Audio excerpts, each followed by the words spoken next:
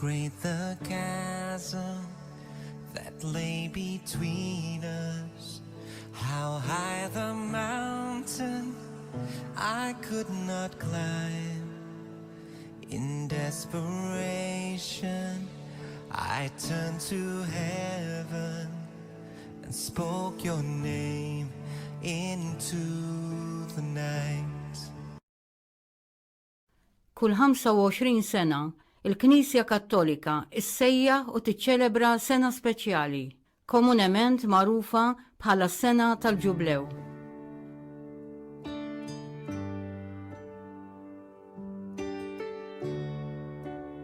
Kien fl-1300 li l-Papa Bonifaċju VIII waqqaf għall-ewwel darba din is-sena mqazza u minn dakinhar il-Ġublew baqa' dejjem jirrappreżenta fil-ħajja tal-Knisja ġrajja ta' importanza kbira, kemm minn aspett spiritwali, kemm ekleżjali u kif ukoll soċjali.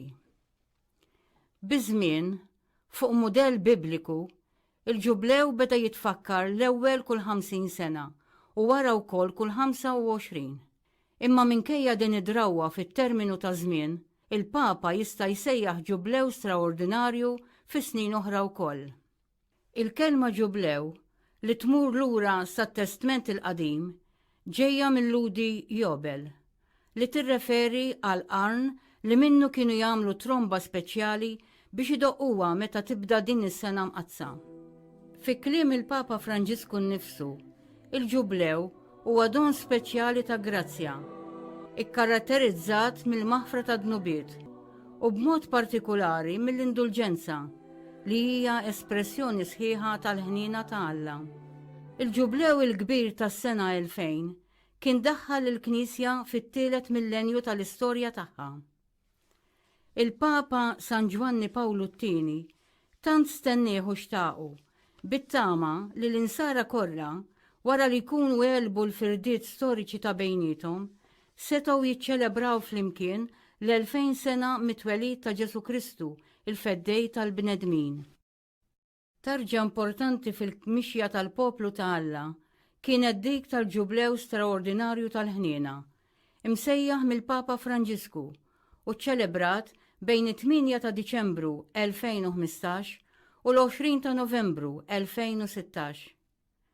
Kienet sena mqazza li jenitna niskopru mill-ġdid il-qawwa u l-ħlewwa kollha tal-imħabba ħanina tal-missier biex imbagħad sirna xhieda tagħha aħna stess.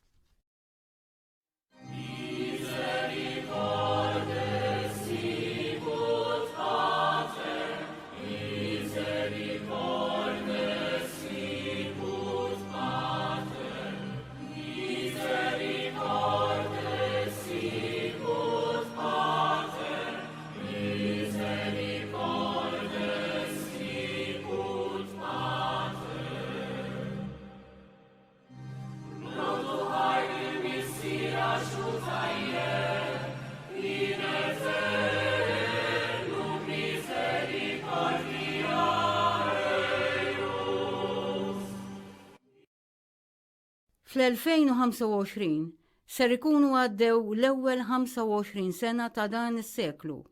U għalhekk aħna msejħin biex b'mod immedjat nibdew tħejjija li tista' tgħin lill-poplu ta' Alla kollu biex jgħix dis-sena mqazza fit-tifsira pastorali kollha tagħha. Fl-ittra tal-11 ta' Frar 2022 lil Monsinjur Rino Fisichella, il-Papa Franġisku fakkar kif matul is-sentejn ta' qabel ma kienx hemm pajjiż li ma nqalibx ta' taħt fuq bl-epidemija li ġiet fuqna ħabsa u sabta u li barra li ġalitna mmissu bidejna traċedja tal-mewt fis-solitudni, l-inċertezza u t-temporanjetà tal-ħajja bidlet ukoll il-mod ta' kif ngħixu. Imma ġimagħtejn biss wara din l-ittra, ir-Russja invadiet l-Ukranja u l-gwerra li faqqet minn dakinhar komplit ġabet fuq l-umanità kollha biżgħat kbar u sens qawwi ta' taqtih il-qalb. Iva, l-umanità għandha bżonn it-tama, tinħtieġ it-tama minħabba l-ġlied u l-gwerer, minħabba l-mart u l-pandemiji, minħabba l-ġuħ u l-faqar fis-soċjetà, minħabba l-familji mifruda, minħabba tantuliet il-tema minkejja li l-ġenituri għadhom ħajjin, minħabba l-miljuni kbar ta' persuni li qed ikollhom iħallu djarhom u pajjiżhom biex ifittxu kenn f'artijiet oħra, minħabba l-ibħra tagħna li qed narawhom isiru ċimiterji għal eluf ta' rifuġjati, minħabba wkoll fid-diżastri ekoloġiċi li l-kilba għall-flus qed kompli ġġib fuq din il-pjaneta tagħna. Iva, l-umanità għandha bżonn ħafna tama u s-sem ta' kull wieħed u kull waħda minna huwa propju li flimkien inkunu ħabbara tat-tama, pellegrini tat-tama. Din hija s-sejħa tal-imam din kollha. Fil-logo mażul għal dan il-ġublew nilmħu tifsira profonda u messaġġ qawwi ħafna. Quddiem il-mewġ tal-ħajja li jidher taħt il-figuri, is-salib ta' Kristu huwa l-ankra tat-tama, simbolu tradizzjonali ta' din il-virtù. Imma t-tama nisranija ma torbotniex fejn inkunu biex ma niċċaqalqux, imma tħarrikna, tmexxina l-barra fil-fond. Fil-logo dan huwa rappreżentat fil-mod kif is-salib milwi l-qudiem forma ta' qluħ jurina moviment il-qudiem. Bħal qluħ ta' dajsa mimli u mmexxi bil-qawwa tar-riħ, dak li qed jimbotta lilna huwa bla dubju il-qawwa tal-ispirtu. L-istess wieħed li dakinhar tal-ewwel għid il-50 instema ġej mis-sema u mela d-dar kollha fejn kienu qegħdin id-dixxipli. Dan isir biss jekk bħaxbijat tal-logo aħna nkunu mħadnin flimkien, anke jekk ta' kuluri u fehmiet differenti. Hekk permezz ta' xulxin nitħadnu wkoll ma' Kristu u s-salib tiegħu. Huwa biss hu li qed iħeġġiġna nkomplu l-mixja tagħna. Huwa biss permezz tiegħu u miegħu u bih li l-vjaġġ ta' ħajjitna jinbidel f'pellegrinaġġ. Miegħu biss nistgħu nsiru tassew pellegrini tat-tama. Għalhekk il-ġublew li jmiss ma jikkonsistix biss fi programmi ta' ċelebrazzjonijiet li jistgħu jsiru f'Ruma jew f'postijiet matul l-2025. Imma jrid jibda minn issa stess u minn hawn. Forsi wkoll mesna jiena li bdejna.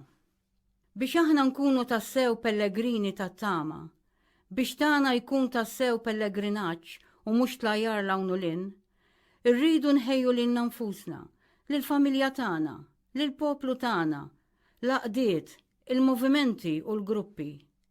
L-għajnuniet għal din it-tħejjija diġà qegħdin hemm u l-Papa Franġisku poġġa qudiemna sinjali ċari u qawwija. Fl-istess ittra tiegħu lil Monsinjur Fisichella u li referejna għalija aktar il-fuq, huwa jgħid li matul l-2023 irridu nerġgħu niskopru t-temi ewlenin tal-Konċilju Ekumeniku Vatikan II b'attenzjoni speċjali lill-erba' kostituzzjonijiet, is-Sacrosanctum Concilium fuq il-liturġija, id-Dei Verbum fuq ir-rivelazzjoni divina, il-Lumen Gentium fuq il-Knisja u l-Gaudium et Spes fuq ir-relazzjoni tagħna bħala Knisja mad-dinja. Imbagħad għall-2024 il-Papa kiteb hekk: tkun sena dedikata għat-talb, bl-idea li jinħoloq kuntest favorevoli għal ġublew.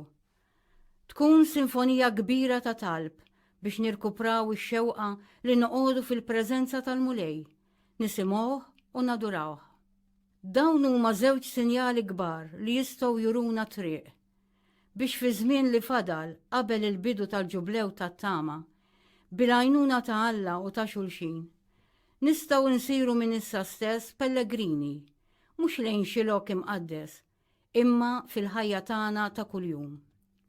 Bla dubju ta' xejn fl-istess kelma ta' Alla, fit-Testament il-Qadim u fit-Testament il-Ġdid, nistgħu niskopru nixxija kbira ta' siltiet li kemm individwalment u kif ukoll bħala poplu żgur li jispirawna biex niskopru mill-ġdid it-tama. Dan għaliex il-ħsieb tat-tama jiddomina fil-kotba mqazza. Ir-reliġjon tal-Bibja hi reliġjon ta' tama. Imbagħad fit-tagħlim tal-aħħar papiet għandna għajnuniet kbar oħra fosthom. 38 katekezi li l-Papa Franġisku ta' fuq it-tama bejn l-2016 u l-2017. L-enċiklika Spesalvi tal-Papa Benedittu XVI u li kienet ippubblikata fl-2007. Katekezi waħda imma importanti fuq it-tama li l-Papa Giovanni Pawlu l-ewwel għamel matul il-pontifikat qasil tiegħu eżattament fl-20 ta' Settembru 1978 u kitba tal-Papa Giovanni Pawlu II immorru lem mill-adba tat-tama ippubblikata fl-1994. Dawn kollha nistgħu diġà nsibuhom bil-Malti. Jeħtieġ inżommu mkebbes il-mużbieħ tat-tama li ngħatatilna u nagħmlu minn kollox biex kulħadd jerġa' jikseb il-qawwa u ċ-ċertezza li jħares lejn il-futur b'qalb miftuħa, qalb fiduċjuża u ħsieb li jara l-bogħod. Il-ġublew li jmiss jista' jgħinna ħafna biex nerġgħu insibu klima ta' tama u ta' fiduċja bħala sinjal ta' twelid ġdid li tiegħu il-koll inħossu tant il-ħtieġa urġenti. Kien għalhekk kiteb il-Papa Franġisku li jien għażilt il-motto Pellegrini tat-tama. Dan kollu jkun possibbli jekk ikollna l-ħila nirkupraw is-sens ta' fraternità universali u ma nagħlqux għajnejna quddiem it-traċedja tal-faqar. Ħanatu widen għall-ilħna tal-foqra f'dan iż-żmien ta' tħejjija għall-ġublew. Li skont il-kmand Bibliku irrot lil kull wieħed u waħda l-aċċess għal frott tal-art. Naqraw fil-ktieb tal-Levitiku. Dak li trott l-art fil-mistrieħ tagħha tistgħu tikluh. Int il-qaddej u l-qaddejja tiegħek, il-ħaddiem mikri tiegħek, il-barranin li jkunu miegħek, il-bejjem tad-dar u l-bejjem selvaġġi. Kull ma trott jista' jittikel. Għalhekk id-dimensjoni spiritwali tal-ġublew li tistieden għal konverżjoni għandha titwaħħad ma' dawn l-aspetti fundamentali tal-ħajja soċjali biex nibnu għaqda koerenti. Inħossuna l-koll pellegrini fuq l-art li fija l-mulej edna biex nieħdu ħsieba u nħarsuha. Ma nitraskurawx fil-mixja tagħna il-kontemplazzjoni tal-ġmiel tal-ħolqien u l-għożża ta' din id-dar komuni tagħna. Fl-2025 il-Knisja Kattolika ser tiċċelebra l-ġublew tat-tama. Imma dan mhux ser isir biss minn dawk il-pellegrini li ser ikollhom l-opportunità li jmorru Ruma u jidħlu mill-bibien imqazza li jinfetħu biss matul is-sena tal-ġublew fl-4 bażiliċi papali. Dik ta' San Pietru fil-Vatikan, dik ta' San Ġwan Lateran, il-Bażilika ta' San Paolo fuori l-Emura u dik ta' Santa Maria Maggiore. Ċertament li fit-tħejjijiet tagħna għal dan il-ġublew u waqt iċ-ċelebrazzjoni tiegħu ma nistgħux ninsew lil dawk li għal raġuni jew oħra mhux biss ma jistgħux imorru Ruma, imma lanqas biss jistgħu iħallu l-bib ta' darhom, jew forsi wkoll tal-kamra fejn jgħixu, l-anzjani, il-foqra, il-morda, id-detenuti. Fl-aħħar ġublew lil dawk li qegħdin fil-ħabs, il-Papa Franġisku kien awguralhom li jittalbu x-xewqa tagħhom li jersqu lejn il-missier tgħinhom ħalli kull darba li jaqsmu l-għadba taċ-ċella dan ikun ifisser għalihom il-passaġġ mill-bib imqaddes. Għax il-ħnina ta' Alla kapaċi tbiddel il-qlub u kapaċi wkoll titrasforma il-virek tal-eluq f'esperjenza ta' libertà. Is-sena mqazza trid tkun fuq kollox sejħa qawwija għal konverżjoni radikali, kemm individwalment imma wkoll bħala Knisja. Konverżjoni mhux biss ta' tfarfira ħafifa hawn u lin, imma twelid mill-ġdid kif Ġesu nnifsu qal lil Nikodemu. Bidla ta' attitudni li tenna nitilqu mill-autoreferenzjalità li qed taħkimna biex niskopru mill-ġdid iċ-ċentralità ta' Kristu fil-ħajja individwali u dik ekleżjali. Huwa biss miegħu u permezz tiegħu li l-koll flimkien nistgħu naraw il-mixja tagħna tinbidel f'pellegrinaġġ tas-sew. Huwa biss miegħu u permezz tiegħu li l-ġublew li jmiss u kull ċelebrazzjoni u attività oħra li namlu jistaw jiksbu tifsira vera u autentika. Huwa biss miegħu u permezz tiegħu li aħna l-Kattoliċi flimkien ma' nsara oħra minn madwar id-dinja u ma' kull bniedem ieħor ta' rida tajba inkunu nistgħu inħarsu minn issa stess lejn l-2025 bħala l-ġublew tat-tama. Għaliex il-koll kemm aħna flimkien ukoll ma' din id-dar komuni li ngħixu fuqha għandha bżonn ta' ħafna tama. Illum jidher ċar għaliex il-Papa Franġisku ried li 10 snin qabel il-ġublew tat-tama isejjaħ ieħor speċjali, wieħed straordinarju, forsi wkoll barra minn żmienu. Ġublew li kien iddedikat propju għal ħniena. Għaliex il-bniedem ma jistaqat jasal għat-tama jekk qabel ma jkunx telaq mill-ħniena. L-ewwel u fuq kollox il-ħniena divina ta' Alla magħna, imma magħha wkoll dik tagħna bejnietna u għal xulxin. Hija biss il-ħniena li tista' twassalna għat-tama. Dan kompla konfermah il-Papa Franġisku fl-2020, meta ma' 3 invokazzjonijiet ġodda li żied mal-litanija tal-Madonna. L-ewwel 2 kienu Om tal-ħniena u Om it-tama. Is-sena 2025 hija magħna wara l-bieb. Madankollu, din ma tistax tkun il-mument tal-wasla, iżda l-punt ta' tluq, il-post tal-laqa, minn fejn irridu nitilqu flimkien lejn il-mira li jkun imiss. Sena oħra, mhux tant fil-bot, sena oħra ta' grazzja tal-aġeb. Ġublew straordinarju ieħor, il-ġublew tal-fidwa 2033, li jimmarka l-2000 sena mill-akbar ġrajja li qatt seħħet fl-umanità.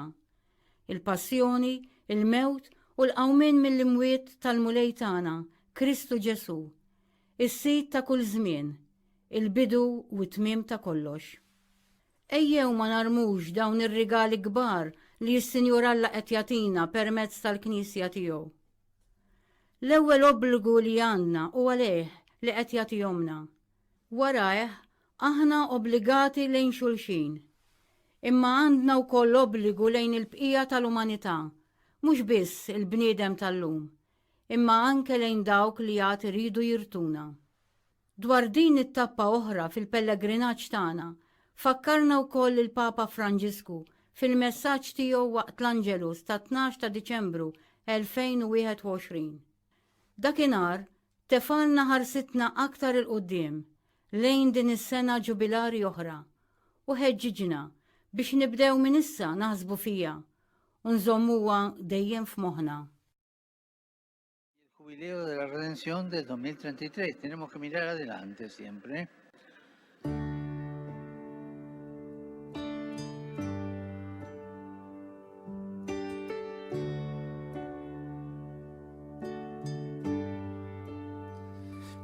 Great the chasm that lay between us, how high the mountain I could not climb.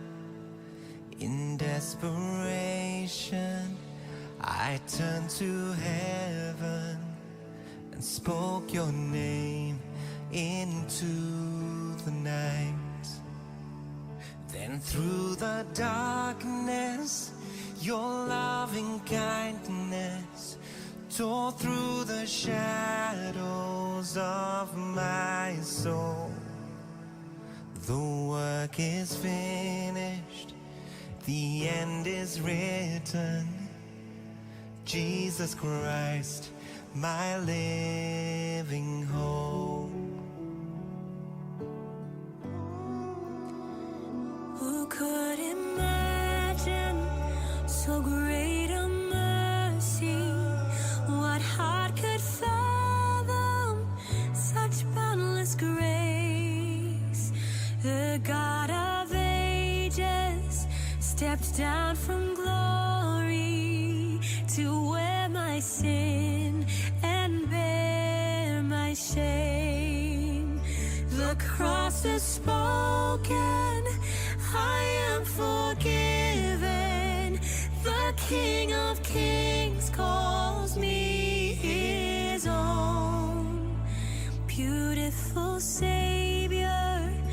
I'm yours forever.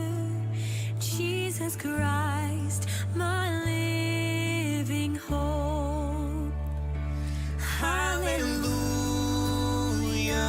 praise the one who sets me free. Hallelujah,